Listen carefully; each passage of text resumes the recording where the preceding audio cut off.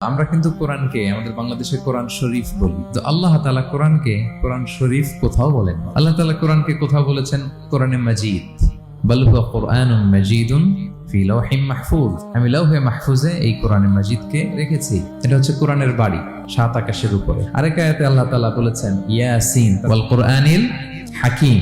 তাহলে আরেক আয়াতে কোরআনে হাকিম বলেছেন, প্রোগ্রামে কোরআন, কোরআন শরীফ বলে নাই। সূরা ওয়াকিয়ার আরেক আয়াতে আল্লাহ তাআলা বলেছেন ইন্নাহু লাকুরআনুন কারীমুন ফি কিতাবিন মাকনুন। এখানে বলেছেন কোরআনে কারীম।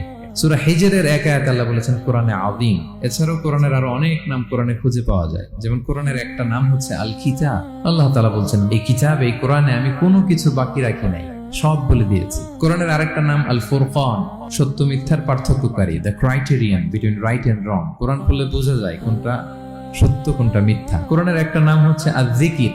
আমরা অনেকে মনে করি শুধু সুবহানাল্লাহ আলহামদুলিল্লাহ এগুলাই জিকির, না, কোরআনটাও একটা জিকির। আল্লাহ তাআলা বলছেন নিশ্চয়ই আমি এই জিকিরকে মানে কোরআনকে নাজিল করেছি, আমি এই কোরআনকে সংরক্ষণ করব। তাহলে আল্লাহ বললেন কোরআনে মাজিদ, তিনি বললেন কোরআনে হাকিম, তিনি বললেন কোরআনে কারীম, কোরআনে আযীম। কিন্তু এগুলো সব থেকে আমরা কি বলি?